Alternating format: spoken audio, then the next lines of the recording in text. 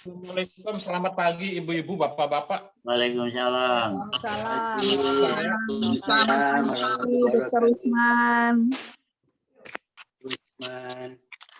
Pagi ini saya akan memberikan tips kesehatan sesuai dengan apa yang saya lihat di medsos beberapa hari yang lalu. Yaitu yang medsos itu ditayangkan juga oleh Dr. Boyke sama Dr. Lula Kamal ya.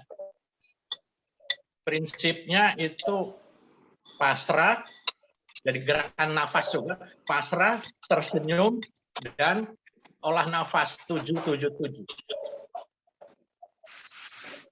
Mungkin ibu-ibu, bapak-bapak sudah nonton. Sudah, dan sudah mencoba. Dan sudah mencoba. Ya. Ada hasilnya enggak? Habis. Hasilnya saru soalnya Pak sama yang BP. Ya justru itu, justru saya tayangkan itu karena mirip dengan BEP. Itu kan cuma istilahnya tarik latihan nafasnya cuma 2 kali gitu ya. Iya. Nah, saya mengkombinasikan dengan BEP justru. Jadi saya latihan sendiri 5 seri standing. Nah, habis itu ya acara sama seperti dikelitik-kelitik apa segala. Nah, terus saya meminta kepada Allah, ya Allah sembuhkanlah tinnitus yang mengganggu telinga kanan saya ini. Alhamdulillah tinnitus itu sudah hari ke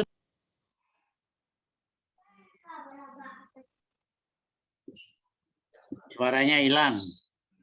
Tolong di unmute kembali, Dok.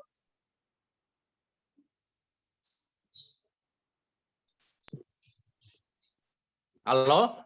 Ya. Assalamualaikum. Ya. Ya, sip. Tinnitus itu telinga berdengung atau kadang-kadang berderik seperti jangkrik. Itu sudah 10 tahun saya. Mula-mula ringan, lama-lama berat. Geseran Rene. Nah, Biar nanti justru karena itu mirip dengan BEP, saya bicarakan di sini. Dan mungkin BEP juga bisa, jadi malah kita lebih bagus kelihatannya. Yang di sana cuma tarik nafas, tahan nafas, keluarkan nafas, 7 hitungan. Dan yang menarik bagi saya selain mirip BEP juga di situ menyebut endorfin, yaitu hormon kebahagiaan. Saya akan memberikan tips apa itu endorfin. Jadi endorfin itu suatu hormon yang diproduksi oleh kelenjar hipofise yang ada di otak gitu. Disebut sebagai hormon kebahagiaan. Endorfin itu biasanya akan muncul bila kita olahraga. Jadi pemicu endorfin keluar itu olahraga yang teratur. Nah, kita sudah melaksanakan BEP teratur itu, insya Allah endorfin kita tinggi. Apalagi katanya olahraga yang teratur dan berkelompok. Jadi ber ini. Bukan olahraga prestasi seperti badminton, tenis itu bukan. Ya. Jadi olahraga nomor 1. Juga dia di samping itu meditasi, yoga bisa juga. Endorfinnya naik, kita menjadi rileks gitu. Bahagia. Di samping itu juga penyebab yang lain itu berbuat baik. Berbuat baik, banyak sedekah. Yang lain bercinta. Yang masih ada pasangan hidup bercinta. Nah, itu endorfin naik. Berbuat. Jadi jangan ngobrol-ngobrol aja bercinta itu ya. Bercengkrama dengan sahabat. Bercengkrama dengan sahabat, banyak tersenyum, banyak tertawa, banyak bernyanyi dan menari. Nah, ini sangat penting, endorfin naik. Karena endorfin itu bisa menyebabkan imunitas tubuh akan naik.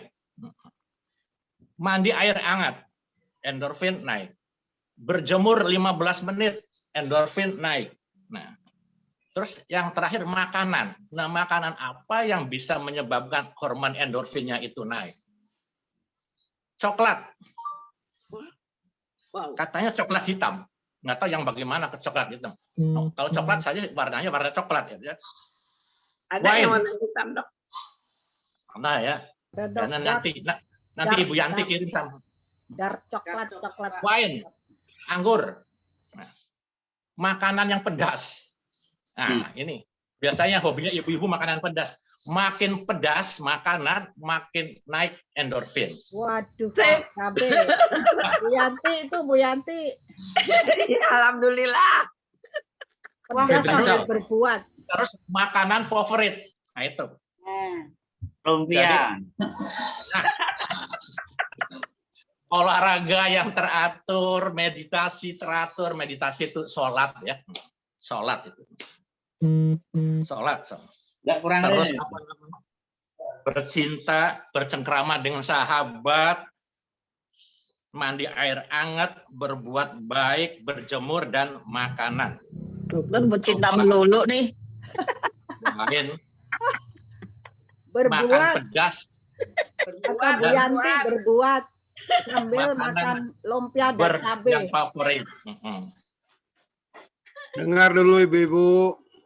Soal meditasi itu kalau sholat itu mungkin saya sudah pernah cerita seorang sarjana satu dari pendidikan Dr. Randes Soleh, dia meneliti sholat tahajud dan akhirnya dia promosi S3 di Universitas Erlangga dan lulus. Itu hebatnya. Seorang sarjana pendidikan, S3-nya ilmu kedokteran. Profesor Dr. Soleh sekarang namanya. Jadi dengan sholat tahajud itu endorfin akan naik, imunitas naik, dia bisa mengobati segala macam penyakit menurut dia. Nah, itu. Jadi ada benernya juga. Nah, kalau endorfin itu tinggi, akan terjadi rasa nyeri juga hilang, kebahagiaan akan menaik, stres menurun, rasa harga diri naik, rasa percaya diri naik, dan bisa menstabilkan berat badan.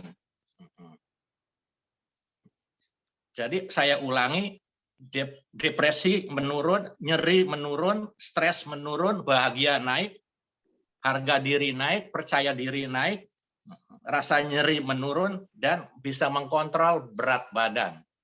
Jadi bisa berat badan lebih stabil gitu. Dan kalau endorfin itu turun atau rendah, nah ini depresi naik,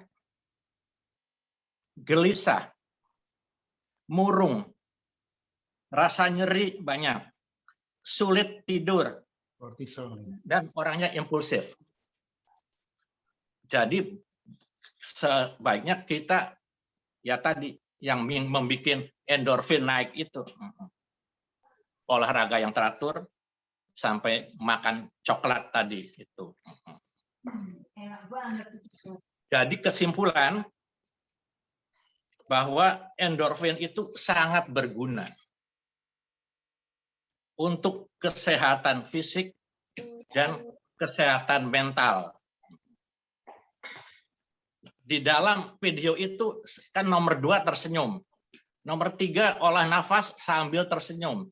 Tarik nafas sambil tersenyum, tahan nafas sambil tersenyum, keluarkan nafas sambil tersenyum. Jadi itu bukan hanya teorinya Usman yang harus banyak tersenyum. Dan nafas itu dipelopori oleh Dr. Andreas dan Dr. Fajar. Kita harus Dua cerdas. dokter. Cerdas, jangan kampungan. Jadi, betul-betul tersenyum dan tertawa itu sangat bermanfaat. Coba kalau tertawa itu katanya di textbook itu kalau tertawa terbahak-bahak, puas, lampias 10 menit, nah itu baru bermanfaat. Tetapi kalau ketawanya cuma beberapa detik aja seperti yang kita laksanakan, setelah ini hahaha cuma sedikit, itu tidak ada artinya itu. Jadi tertawalah sepuas mungkin. Tersenyum, tarik nafas. Tersenyum, tahan nafas. Tersenyum, keluarkan nafas. Itu tips saya pagi ini. Wassalamualaikum warahmatullahi wabarakatuh. Waalaikumsalam warahmatullahi wabarakatuh. Warahmatullahi wabarakatuh. Terima kasih Dr. Rusman, tipsnya luar biasa. Memang saya ingat betul Hari Angga pada saat melatih itu beliau menitik beratkan ini. Namun beliau pada satu titik juga memperkenalkan yang namanya hormon kortisol. Itu kebalikannya katanya. Ya.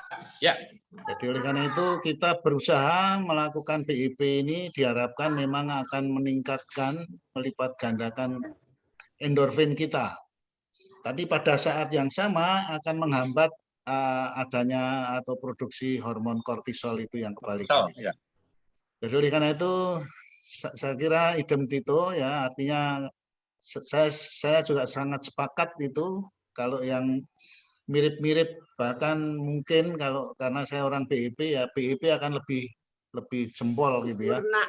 Tapi dengan kita kombinasikan ya, salah satu yang dikombinasikan adalah bahwa kita langsung diberikan contoh bagaimana komunikasi langsung dengan Allah dan langsung meminta kepada Allah apa yang hendak kita inginkan. Itu tambahannya itu mungkin dengan kita praktekkan BIP plus itu saya kira akan lebih dahsyat lagi, insya Allah. Amin. Ya, yang sudah mencoba istri saya, ya tadinya kami sekeluarga kena flu berat 1 minggu lebih. Awalnya khawatir kalau COVID ternyata bukan, ya artinya indikator COVID-nya rendah dan akhirnya pada saat-saat akhir mempraktekkan apa yang di-share Dr. Rusman, kok dia merasakan percepatan. Apalagi digelitik Mas Padio. Yang dikritik apanya, Bu? Bu, yang dikritik apanya? Baik, silakan untuk bertanya. Ibu-ibu dipancing. Rame. Itu gelitik. Dikritik oleh suami. Ini nggak bisa Please, nonton lawakan aja. Film yang Bergabung di pokoknya 6:30, Bu. Kalau aku nonton 7:30 pagi bergabung. Kalau aku nonton lawak-lawak tawa sendiri loh. Iya. Kadang-kadang kan susah tidur gitu kan, nggak bisa menipu diri sendiri gitu loh, dokter. Jam Iya, 7 setiap hari ada di Pokel. Di Latvir. Oh, gitu.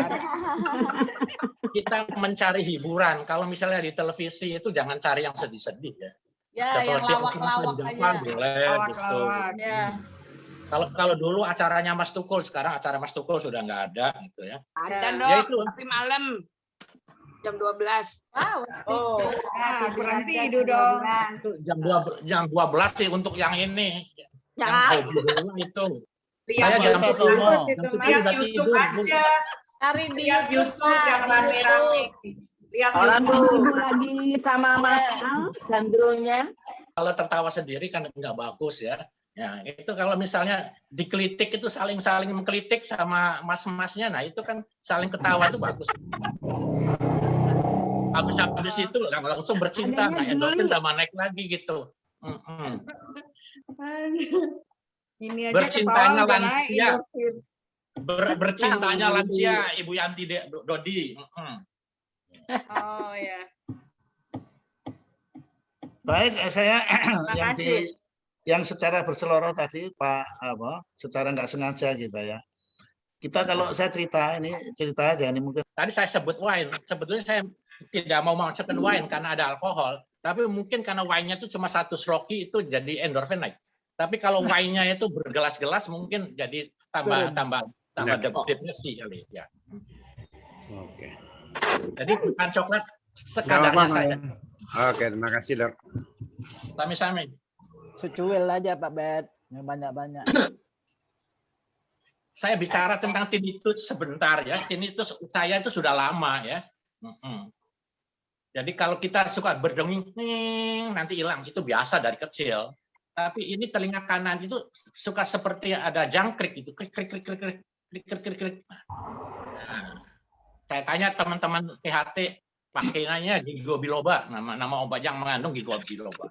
Ada pada cerebrofit. Cerebrofit itu vitamin untuk otak. Saya minum 1 hilang. Lama-lama minum harus 2. Lama-lama minum harus 3. Nah, ginkgo biloba. Akhirnya dengan tablet tidak bisa. Akhirnya minta tolong akupunktur. Di akupunktur hilang. Lama-lama makin berat, makin berat, makin berat. Nah, saya pernah tanya ke dokter spesialis paru THT bagaimana terjadinya tinnitus tersebut. Mereka tanya sangat banyak, ratusan patogenesis dari tinnitus itu ratusan. Jadi kita dokter THT sendiri sangat bingung. Jadi tidak sembuh-sembuh. Nah, ada suatu statement di situ katakan tinnitus tidak bisa disembuhkan dengan obat. Ini paling penting. Saya laporkan ke teman saya dokter THT. Ya benar katanya. Jadi tinnitus tidak bisa disembuhkan dengan obat. Nah, kemarin dengan endorfin naik, nah, dengan diklitik-klitik sendiri, alhamdulillah hari ke-7 sudah hari ke-7. Jadi waktu diklitik itu tempat yang sensitif. Tangan saya diklitik nggak merasa geli, perut juga sama. Tapi telapak kaki masih ada rasa geli. Jadi diklitik-klitiknya di daerah telapak kaki saja. Itu tambahan dari saya tentang tinnitus tadi. Dr. Rosman, Kita cenderung yang kita ketengahkan ke depan adalah masalah self healingnya. Jadi pernah di tempat saya ya ada orang stroke, kemudian salah satu teman itu mencoba untuk memberikan doping lah, dan ternyata ada indikasi keberhasilan.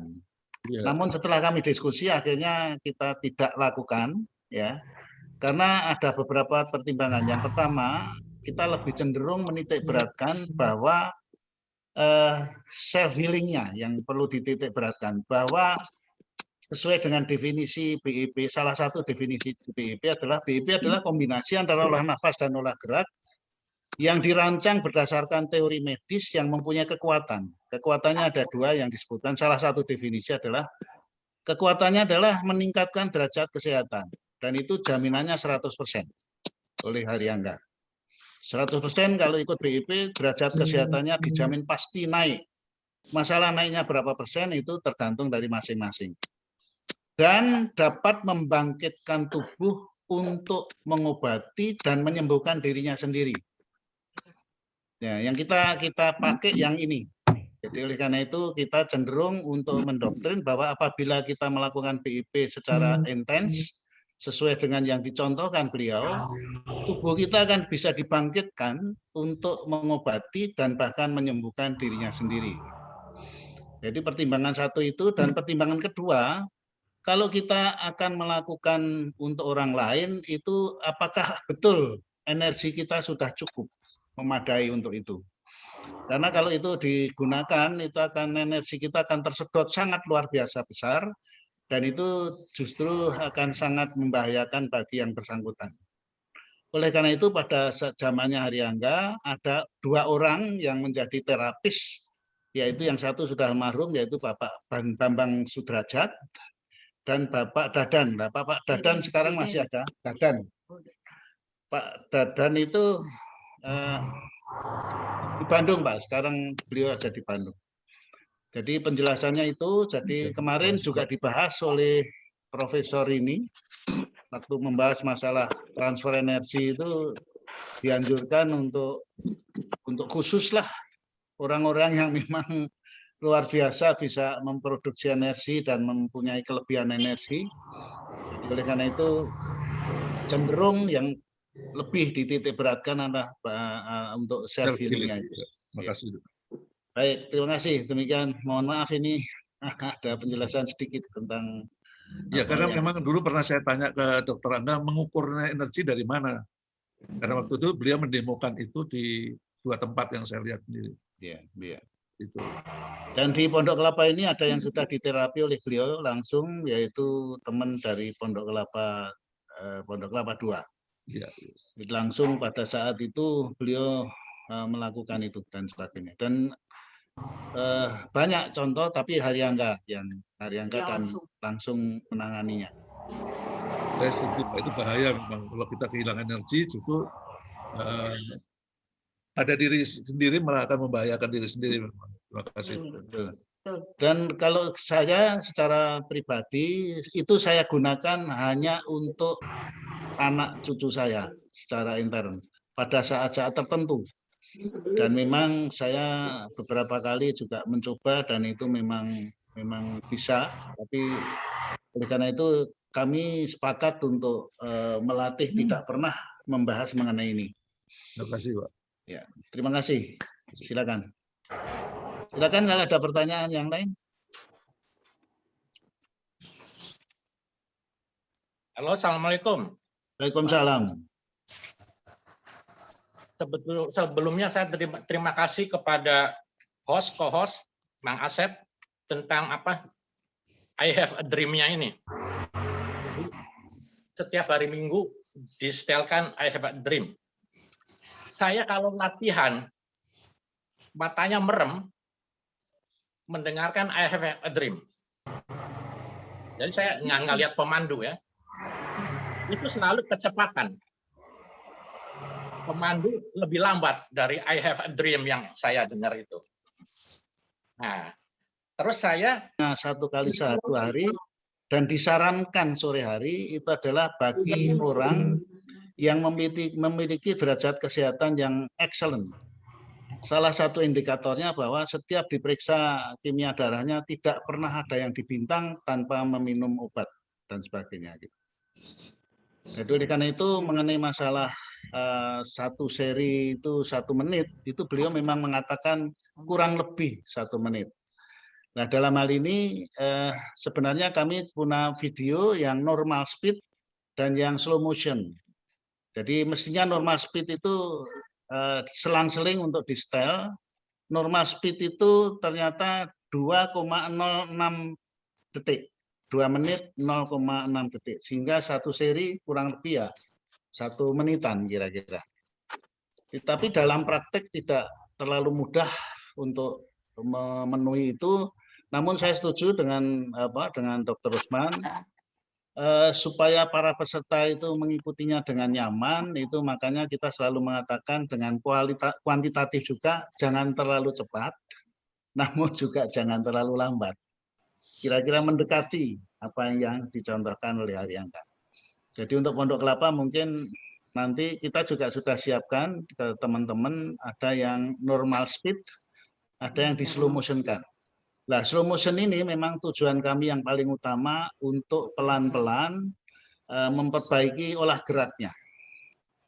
Karena kami agak cukup surprise setelah kami buat slow motion dan kami foto secara lebih detail, kemudian kami informasikan kepada Dr. Dini. Dr. Dini menemukan sesuatu yang sangat luar biasa kalau dibikin detailnya.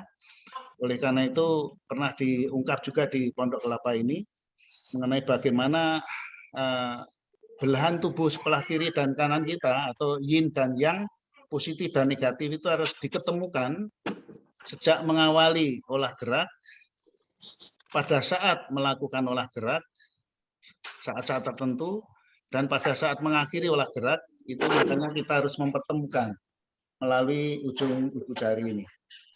Jadi oleh karena itu kembali ke pertanyaan Dr. Rusman, ya saya memang setuju untuk istilah kami adalah mendekatkan diri kepada yang dicontohkan oleh penemunya. Jadi yang normal speed itu. Karena pernah terjadi seseorang menikmati dirinya sendiri sehingga peserta terpaksa harus melakukan dengan tidak mengalir. Karena mengalir itu apabila istilahnya mengalir kan kita tahu semua. Kalau olah gerak itu sejak memulai olah gerak, melakukan olah gerak, sampai dengan mengakhiri olah gerak itu tidak boleh berhenti barang sedetik pun gitu. Jadi pemahaman umumnya seperti itu. Sedangkan kalau olah nafas, sejak memulai olah nafas yaitu tarik nafas, melakukan olah nafas yaitu menahan nafas, dan mengakhiri olah nafas yaitu membuang nafas, tidak boleh bocor. Nah, padahal pada saat kita memandu terutama, itu adalah kita bisa melakukan dua kegiatan yang bersamaan tanpa mengganggu satu sama lain, itu adalah olah gerak dan aba-aba.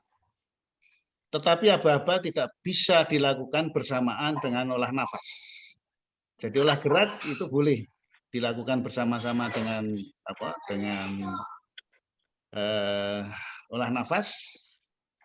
Tetapi olah gerak itu saya kira bisa dilakukan dengan aba-aba, tapi aba-aba tidak mungkin dilakukan bersamaan dengan olah nafas. Sehingga apabila kita terlalu banyak memberikan olah nafas, saya meragukan apakah yang bersangkutan betul-betul bisa melakukan mengalirnya olah nafas. Jadi oleh karena itu kami di Pondok Kelapa sepakat kalau memberi aba-aba jangan sampai mengorbankan mengalirnya olah nafas. Ya, pertanyaan singkat tapi saya mohon maaf terpaksa saya menjelaskan agak sedikit panjang, mudah-mudahan lebih jelas atau bahkan lebih membingungkan, saya tidak tahu. Terima kasih. Lebih jelas, terima kasih. Saya bisa menjawab karena kalau tidak ada pertanyaan saya takut dianggap keminter. Gitu ya. Tunggu, Mama matiin dulu nggak senamnya, tunggu. Jadi kalau yang saya alami itu kalau latihan sendiri itu justru disarankan dari mengalir itu ada dua. Mengalir pada saat satu gerakan, satu jurus, atau mengalir antar jurus. Ya, gerakan satu, gerakan itu jurus. Gerakan satu harus mengalir. Pada awal kita belajar, satu gerakan itu harus mengalir dulu. Setelah bisa melakukan satu gerakan itu mengalir, ya. Kalau gerakan satu cuma 10 hitungan kurang lebih, gerakan 2 20 hitungan, dan gerakan 3 itu adalah kurang lebih 30 hitungan. Ya, betul. Ya. Nah, setelah itu sudah lancar, maka kita tingkatkan agar satu seri itu mengalir. Satu seri itu mengalir, ya. Ini ada langsung. Satu seri itu mengalir sehingga gerakan 1 nyambung gerakan 2, gerakan 3 itu mengalir. Nah, kalau Latsen itu satu seri 1 ke seri 2 dan seterusnya itu sebaiknya mengalir. Nah, 30 mengalir seri. itu ya 30 seri itu yang paling dahsyat itu apabila 30 seri itu bisa mengalir dan itu luar biasa, sangat luar biasa. Lah untuk latber itu ternyata hanya slogan, sangat sulit sekali dilakukan. Satu seri mengalir pun itu saya masih meragukan, jujur. Terutama peralihan antara gerakan 2 ke gerakan 3. Gerakan 2 ke gerakan 3, karena kalau di Pondok Kelapa mestinya tidak, kecuali pemandu ya. Begitu gerakan 2 selesai, ya, gerakan 2 selesai, kemudian akan memasuki gerakan 3, kan mengasih komando. Hari Angga di dalam videonya memberi contoh, begitu selesai gerakan 2, langsung gerakan 3. Tarik. Tapi yang terjadi di lapangan adalah begitu selesai gerakan 2, ini sudah sampai titik peralihan baru ngasih apa-apa. Gerakan 3, tarik, terpaksa berhenti. Padahal seharusnya tidak. Kalau ngasih aba-abanya pada saat membuang gerakan 2, gerakan 3, tarik. Sehingga akan bisa dihindari terjadinya terminal untuk mengganggu mengalirnya olah gerak.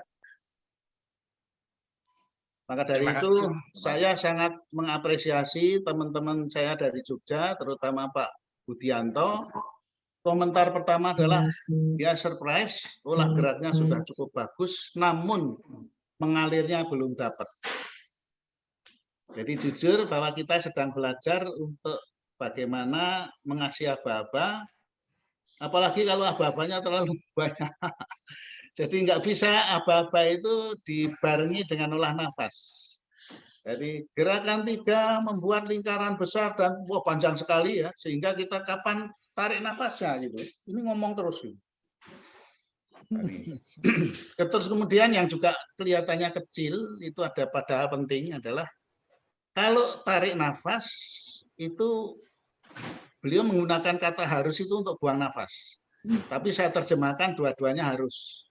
Tarik nafas itu harus melalui hidung dan harus berbunyi. Makin keras makin baik. Buang nafas itu harus, nah ini dalam video beliau terekam. Buang nafas harus dari mulut dan makin pelan makin bagus. Nah, saya perhatikan kalau buang nafas kan semua sama dan bisa dia perhatikan melalui video. Kalau buang nafas itu mestinya melalui mulut. Jadi mulutnya mestinya harus terbuka. Namun kebanyakan kami perhatikan waktu buang nafas kok mulutnya tidak terbuka. Mulutnya rapat. Berarti kalau saya positive thinking, beliau adalah membuang nafasnya masih lewat hidung. Ya. Kalau negative thinking, jangan-jangan dia tidak melakukan olah nafas. Ya. Tapi saya positive thinking aja. Tetap dia melakukan olah nafas, namun waktu buang nafas lewat hidung. Padahal beliau mengatakan harus lewat mulut, makin pelan makin bagus. Kemudian kalau tarik nafas, indikator yang bisa dilihat melalui video adalah bentuk mulut. Jadi kalau mulutnya tidak mencucu, tidak monyong, itu diragukan apa dia melakukan tarik nafas dengan kencang atau keras. Terima kasih 2 pertanyaan Dr. Rosman. Berkesempatan saya untuk bicara, mohon maaf agak sedikit panjang. Terima kasih. Antaranya itu ada 2 hal. Yang satu adalah tips kesehatan. Tips kesehatan ini luar biasa dan alhamdulillah semuanya kami rekam dan kami simpan. Cuman memang ini organisasi kita itu kan organisasi paguyuban ya, sehingga belum kemarin sudah mulai kami diskusikan dengan teman-teman bagaimana untuk dokumentasi dan sosialisasinya atau memasyarakatkannya itu lebih terstruktur gitu ya. Namun kami selama ini masih menikmati pendekatan secara paguyuban karena memang kita sangat diterukin sehingga kami lebih merasakan nyaman dengan pendekatan paguyuban. Jadi karena itu satu sebenarnya kami berharap di samping tips kesehatan yang kedua adalah testimoni. Jadi kami memang tetap sabar dan dalam tataran himbauan ya karena itu memang dibutuhkan keikhlasan gitu ya untuk memberikan testimoni. Namun tetap testimoni kami tetap memberikan ruang tiap hari Selasa dan tiap hari Minggu ada tips kesehatan. Mudah-mudahan 2 gaptek. Dan hari ini setelah acara ini memang akan kita teruskan dengan pemberasatan gaptek yang Pak Amir menyediakan diri setiap hari Minggu dan terbuka untuk umum dan tidak pernah Pak Amir atau belum pernah, saya mengatakan belum pernah lah, kalau tidak pernah kan menjudge. Tapi untuk khususnya Pondok Kelapa saya berani mengatakan tidak pernah mengucapkan sekalipun di batin pun juga tidak ada wani piro, tidak pernah keluar. Mancing nih ya. Mohon maaf, ada bapak-bapak mohon maaf, mau pamit duluan. Oh monggo. Ya, boleh.